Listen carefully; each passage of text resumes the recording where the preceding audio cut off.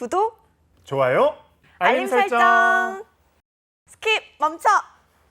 아니 보면 상반기에는 좀 없었던 시중은행들의 채용 소식이 들리는 것 같습니다. 특히나 IT 계열뿐만이 아니라 지금 행운도 뽑고 있거든요. 하반기 이런 은행들 채용 소식 어떻게 보시나요?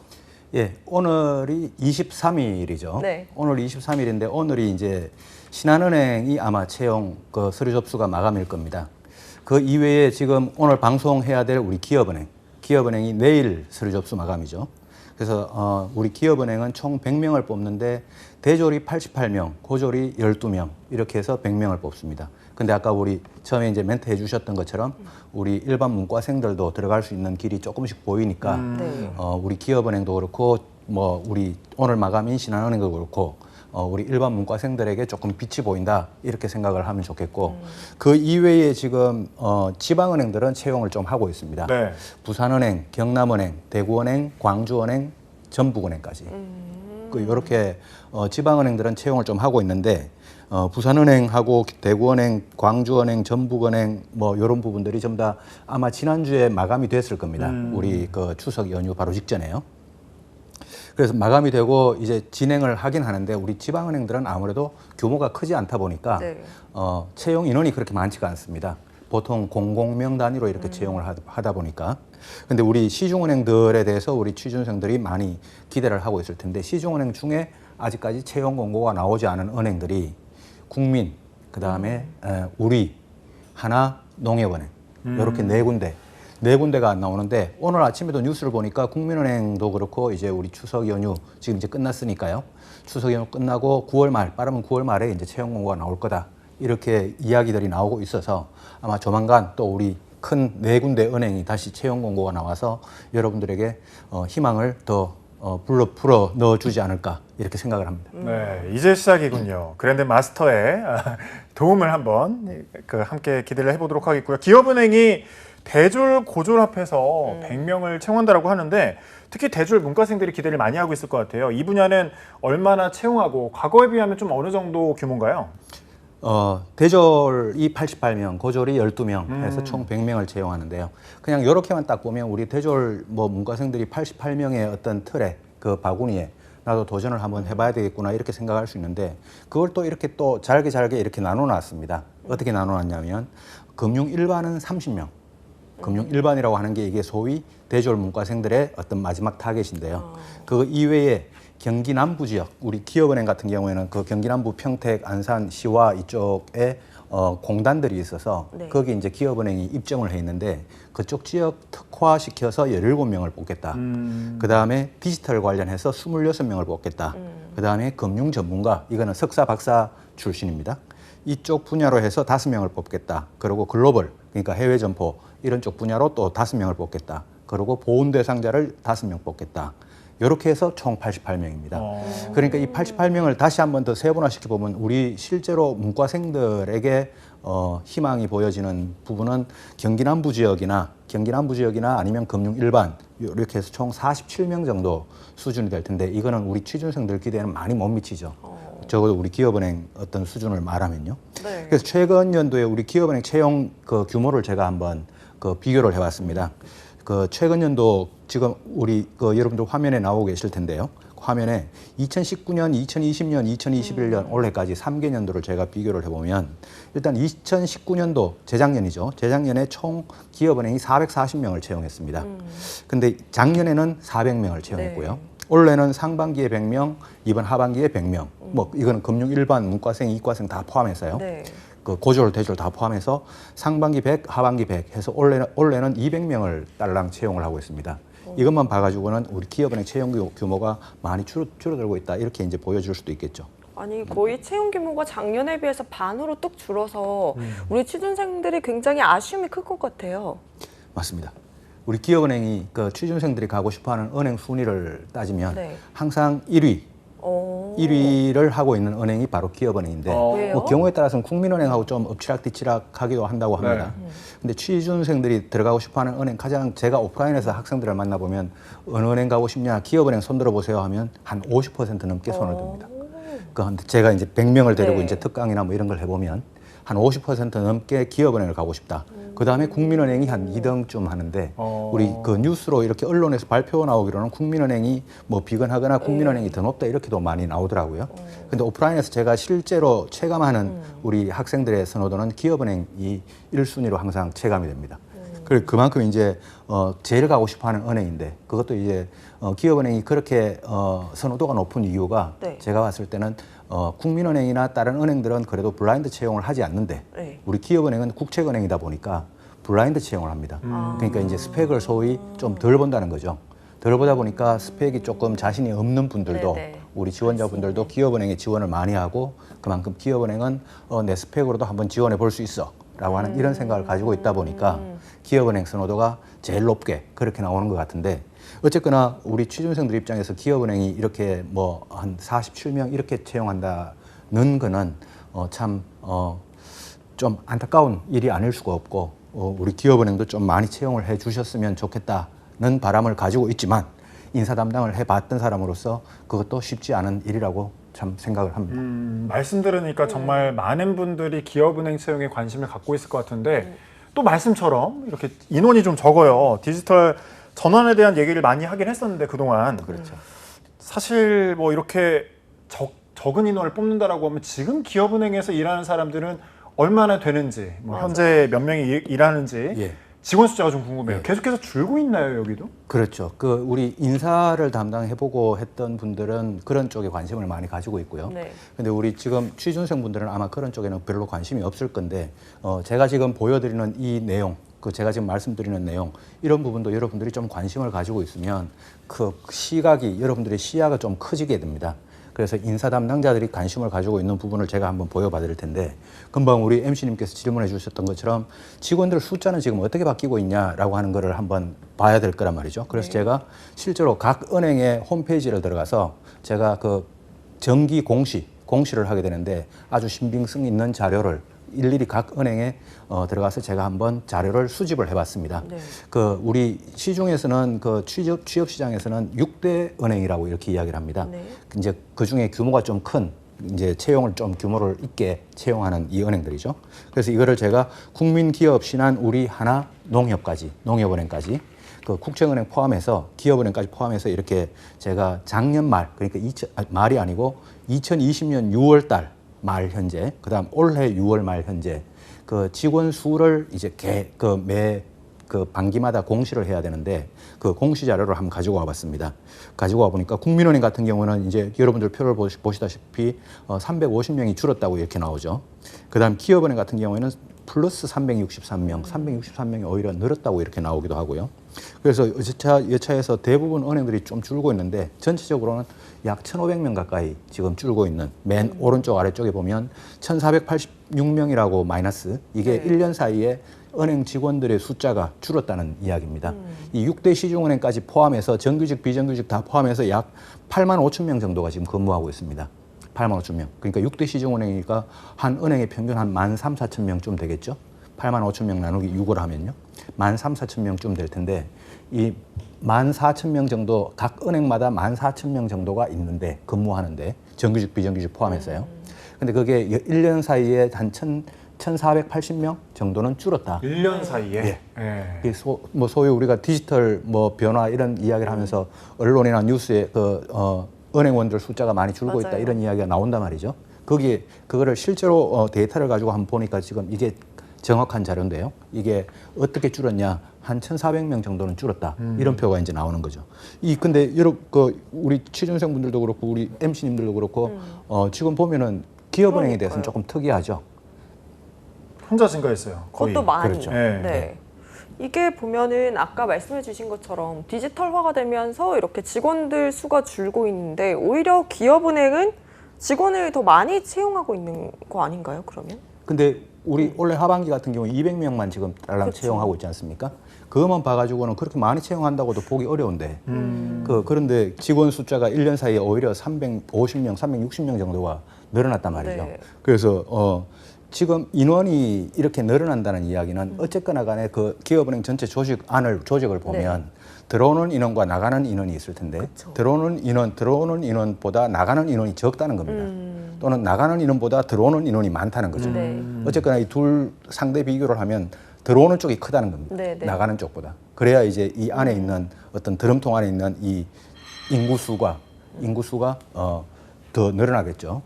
이런 케이스가 근데 이거를 어떻게 해석을 해야 되냐면 기업은행이 그럼 들어오는 게 많다라고 하는 이야기는 채용 규모가 늘어난다라고 이렇게 해석하기는 참 어렵습니다.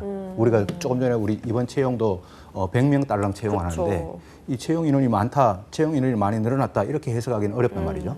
그렇다면 이건 왜 이런가라고 하는 이 분석을 해봐야 되는데 그렇다면 이거는 나가는 인원이 그만큼 적을 수도 있는가라고 하는 것도 고민을 해봐야 되겠죠. 이게 바로 기업은행의 어떤 좀 심한 표현으로 하면 고질병에 가까운 문제일 수도 있는데 그 기업은행은 국책은행이라서요. 예, 그쵸. 국책은행이라서 다른 은행들이 하는 희망퇴직 그러니까 명예퇴직이라 명예퇴직 제도를 2015년 이후로는 하지 못하고 있습니다. 이거를 못 하고 있기 때문에 이제 직원들이 그 평균 연령이 이제 부장급 이렇게 올라가면서 네. 이분들이 희망퇴직을 좀 해주고 새로 그쵸. 들어오는 분들을 신입 회원들을 이렇게 받아줘야 그 어떤 조직 인원수가 스퀘어를 유지하거나 뭐 줄어도 살짝 네, 네. 줄거나 이럴 텐데 이분들이 나가지를 못하고 있으니까 들어오는 인원을 조금 뽑아봤자 그러네요. 계속 인원이 증가하는 이런 효과를 가지고 있는 거죠. 바뀔 가능성은 없나요? 그건? 이 기업은행의 이 희망퇴직 제도가 그 한번 생각을 해보시면요. 우리 예를 들어 신한은행이다, 하나은행이다 이런 곳에서는 거의 1년에 한 번씩 뭐 희망퇴직을 네. 하고 있습니다. 그러면서 연초가 되면 올해도 몇 명의 은행원이 짐을 쌌다 네. 뭐 이런 뉴스가 나온단 말이죠. 근데 기업은행이 짐을 쌌다 이런 이야기는 최근에 들어보신 적이 우리 취준생들도 없을 거란 말이죠. 이게 어떤 문제인가 하면 보통 신한은행이나 하나은행이나 이런 시중은행들이 희망퇴직을 한다 그러면 그 희망퇴직금 이걸 상당히 줍니다. 그게 36개월치 그 36개월치 퇴직금 이렇게 주면 3년치의 연봉이 되는 거죠. 네네. 그럼 보통 뭐 우리 금액으로 따지면 좋기 4억에서 6억 사이 이렇게 네. 5억 내에 왔다 갔다 이렇게 하는데 이런 금액을 주는데 기업은행이 아까도 말씀드린 것처럼 국책은행입니다. 네. 국책기관들은 그 어떤 공공기관들은 나중에 퇴직을 할 때 어떤 쪽으로 그 퇴직금을 지급해야 되냐면 공무원에 준해서 퇴직금을 지급해야 된다라고 하는 이런 규정이 있습니다. 네. 그러니까 기업은행 직원들은 똑같이 나도 뭐 대학 졸업하고 기업은행 들어와서 지금까지 20년, 30년 근무하고 있는데 또 똑같이 신한은행 들어갔던 직원은 내 친구가 예를 들어서 뭐 학교 동기가 네. 5억을 받고 퇴직하고 네. 나가는데 나는 1억을 받고 퇴직을 하고 나가야 된다라고 네. 하는 이 문제가 있으니까 기업은행 직원들은 차라리 그렇게 나가느니 1억을 그냥 받고 있는 퇴직을 하느니 네. 그냥 정년 퇴직 때까지 그냥 임금 피크제에 들어가고 정년 퇴직 때까지 그냥 회사를 계속 다니는 게 더 내가 받는 게 더 크다라고 하는 이런 계산이 들어오면서 기업은행이 점점 고령화가 돼가는 거죠. 기업은행이 점점 고령화가 돼가서 기업은행 다른 은행들은요. 그 지금 국민은행이나 신한은행이나 이런 다른 은행들은 우리 지점장급들을 이렇게 한번 제가 만나뵈면 저보다 나이가 같거나 어린 분들이 많습니다. 네, 네, 네. 근데 기업은행은 지점장급들을 이렇게 한번 만나뵈면 전부 다 저보다 나이가 많습니다. 제가 제일 어립니다. 그래서 그만큼 좀 고령화되고 있는 이게 기업은행의 문제인데 그러다 보니까 직원들 입장에서는 희망퇴직금을 우리도 똑같은 시중은행하고 똑같은 일을 해왔는데 그렇죠. 그 똑같은 퇴직금을 받고 나가기를 원하는데 국가나 어떤 그 공공기관으로서의 어떤 기준을 보면 그렇게 줄 수는 없다라고 네. 하니까 항상 노동조합하고 어떤 경영진하고 이 희망퇴직금 때문에 이 문제가 해결이 아직까지 안 되고 있어서 지금도 계속 이것 때문에 뭐 협상도 하고 뭐 하긴 합니다만은 아직까지 조만간 해결이 되지는 좀 어렵지 않겠나. 그렇다고 보면 기업은행은 점점 평균 연령대가 다른 은행들에 비해서 이 연령대가 점점 높아지는 이런 어떤 그 좋지 않은 현상, 우리 신입 회원들에게는 좋지 않은 현상, 이런 그 현상들이 좀 남아 있게 되겠죠. 그렇군요. 기업은행의 이런 뭐 속사정은 들으니까 이해가 되는데, 근데 어쨌든 이제 취준생 입장에서 생각을 해야 되잖아요. 기업은행이 하반기에 100명을 채용하면 그러면 내년에는 어떻게 될까요? 내년에도 좀 그 우리 기업은행 그 현실에 대해서 기업은행이 물론 참 좋은 은행입니다. 참 좋은 은행인데 네. 기업은행 현실에서 한 가지를 좀 더 알아야 될 게 내년에는 또 우리가 그렇게 낙관하기는 참 어렵다. 지금 이제 계속 그 연령대는 점점 고령화 현상이 높아지고 네. 그래서 기업은행의 어떤 이 문제를 풀려고 그러면 결국 이 희망퇴직 문제 이 문제가 해결이 돼야 되는데 제가 표를 하나 더 보여드릴 수 있을 것 같은데요. 이번에는 그 우리 지점들이 도대체 1년 동안 얼마나 줄었냐라고 네. 하는 겁니다. 우리 시중은행들의 지점이 1년 동안 얼마나 줄었냐라고 하는 건데 2020년 6월 달하고 2021년도 6월 달하고 제가 저 시중은행들 6대 시중은행의 지점 수가 얼마나 늘었는지 줄었는지를 한번 조사를 해봤습니다. 해보니까 기업은행은 딸랑 3개가 줄었습니다. 지금 이제 여러분들 표가 나오죠. 그러네요. 전체적으로 총 192개 지점, 네. 출장소 포함해서 192개가 지금 줄었는데 그중에 기업은행은 딸랑 3개가 줄었습니다. 근데 아까 우리 그 인원, 전체 인원과 같이 비교를 해보면요. 지금 전체 근무하는 인원이 신한은행 지금 점포가 지점이 총 몇 개냐 하면 신한은행이 879개가 있습니다. 네. 879개죠. 879개가 있는데 이 879개를 지금 현재 전체 직원이 몇 명이냐면 13,800명 정도입니다. 예, 예. 879개 점포를 13,800명 정도가 이렇게 돌리고 있다. 네. 뭐 영업을 하고 있다는 거죠. 그다음 하나은행은 총 633개가 있습니다. 네. 점포가. 근데 인원은 몇 명이냐? 12,270명. 12,270명이 630개 지점을 돌리고 있다는 네. 거죠. 근데 우리 기업은행은 어떠냐? 기업은행은 총 지점 수가 642개입니다. 642개인데 기업은행 직원 수가 몇 명이냐? 13,800명. 신한은행하고 똑같습니다. 그러네요.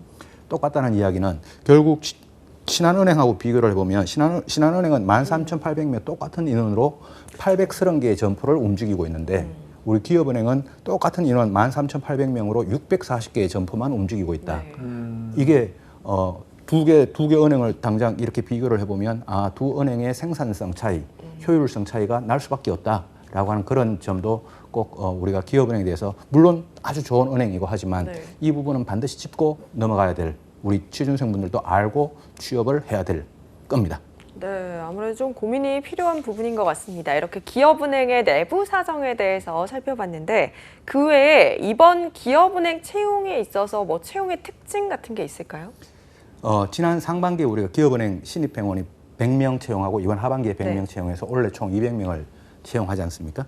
근데 지난 상반기에 우리가 한번 지원해 보셨던 분들은 느끼겠지만 지난 상반기 채용과 이번 하반기 채용이 달라진 점은 거의 없습니다.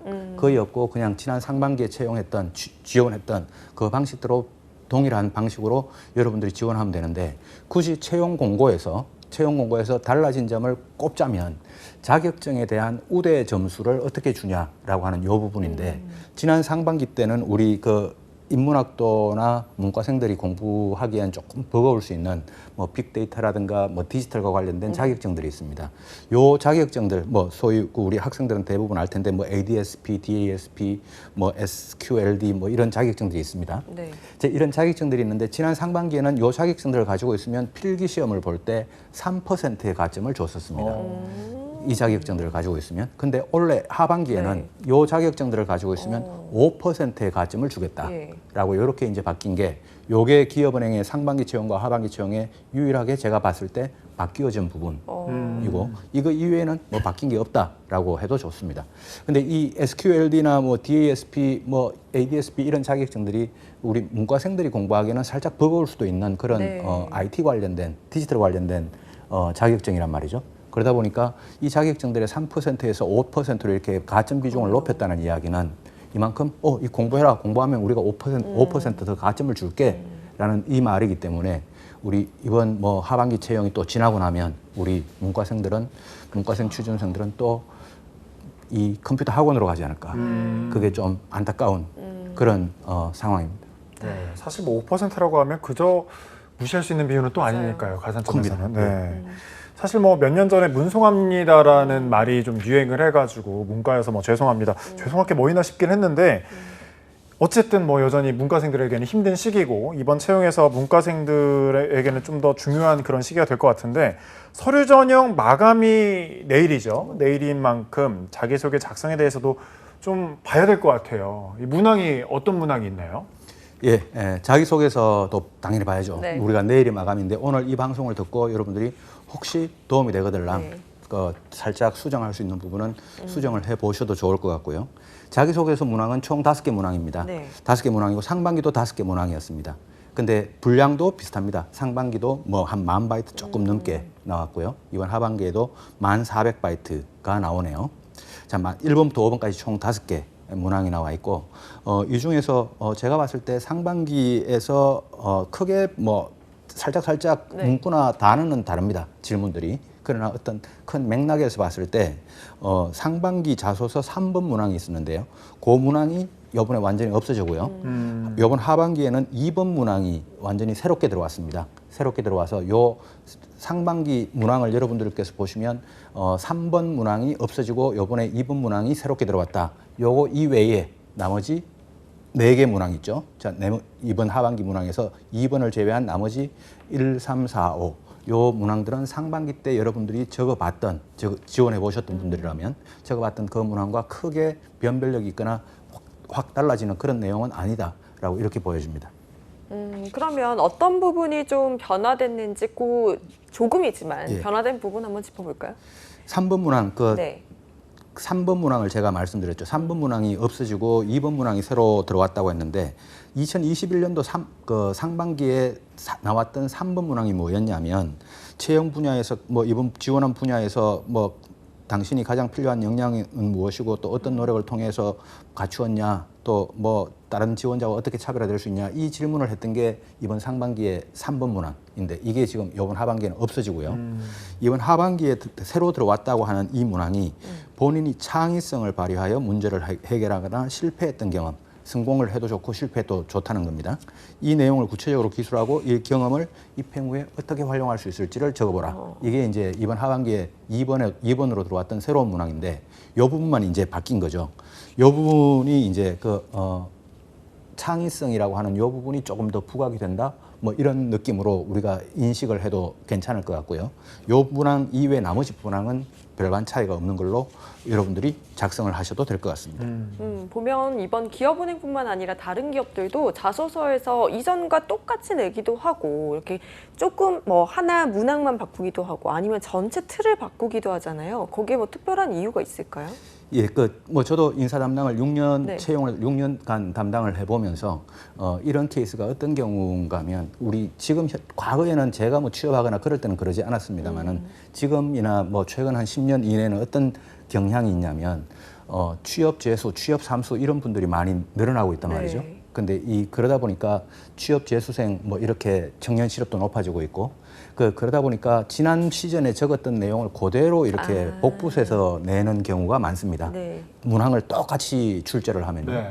그러다 보니까 기업은행도 마찬가지고 이렇게 문항을 똑같이 비슷한 맥락으로 내더라도 네. 바이트 수를 조금 달리 내거나 꼭 이 질문은 해봐야 되겠다 싶은데 바이트 수를 좀 달리해서 내거나 적어도 바로 지난 시즌에 냈던 그 답변을 그대로 복붙해서 내는 거는 좀 피해달라라고 하는 이런 뉘앙스다. 이렇게 보는 게 좋고 그럼에도 불구하고 우리 취준생분들이 없어지고 새로 들어온 문항 네, 같은 경우에는 이게 무슨 어떤 내용일까라고 하는 이런 관점에서 좀 주의 깊게 들어봐야 되는데 제가 아까 말씀드린 것처럼 이번 2번 문항이 창의성에 대한 문항이 들어왔단 말이죠. 네. 당신이 창의성을 발휘해가지고 뭔가를 제안을 하거나 아이디어를 내거나 해서 성공했던 경험 또는 실패했던 경험 그리고 그 경험을 바탕으로 그 경험이 어떻게 우리 기업은행에서 도움이 될 것인지 한번 기술해보라 라고 하는 이 문항이 새로 들어왔는데 이 문항 창의성 딱 이야기가 나오면 뭐 우리 지원자분들은 이게 디지털 시대 어떤 변화의 시대 네. 어떤 변화 주도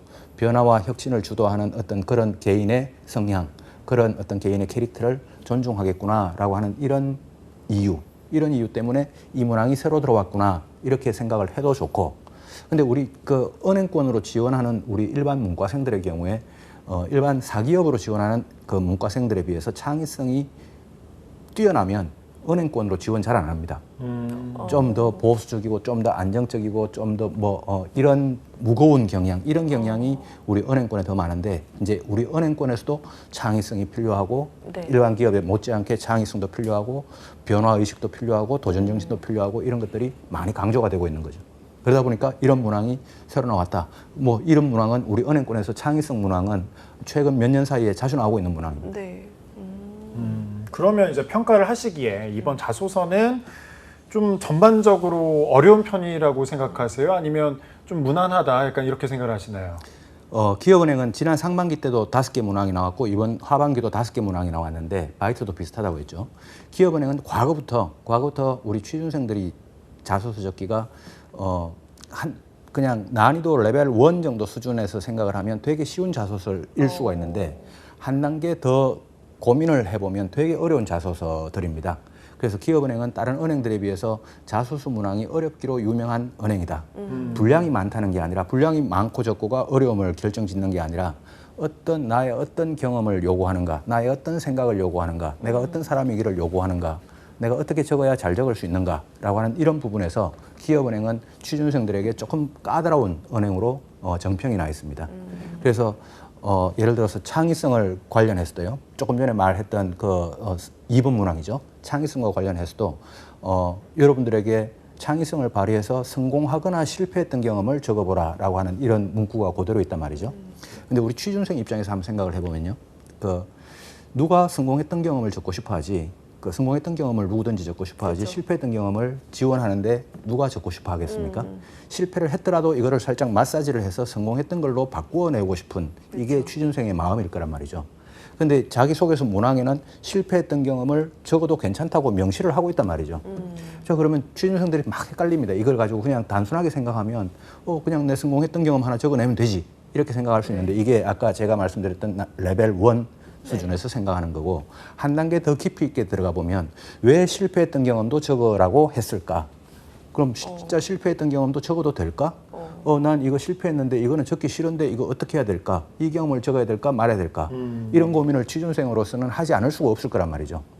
그런 상태에서 기업은행이 우리 취준생들의 어떤 그 마인드, 생각의 틀을 콕콕 찍는 이런 재주가 있어서 기업은행에서 우리 자기소개서 문항을 출제하시는 분은 제가 항상 지금까지 근 한 10년 동안 제가 존경을 해오는 어떻게 이 취준생들의 마음을 이렇게 예리하게 파헤칠 수 있을까라고 하는 그런 관점에서 제가 되게 존경을 해오고 있습니다.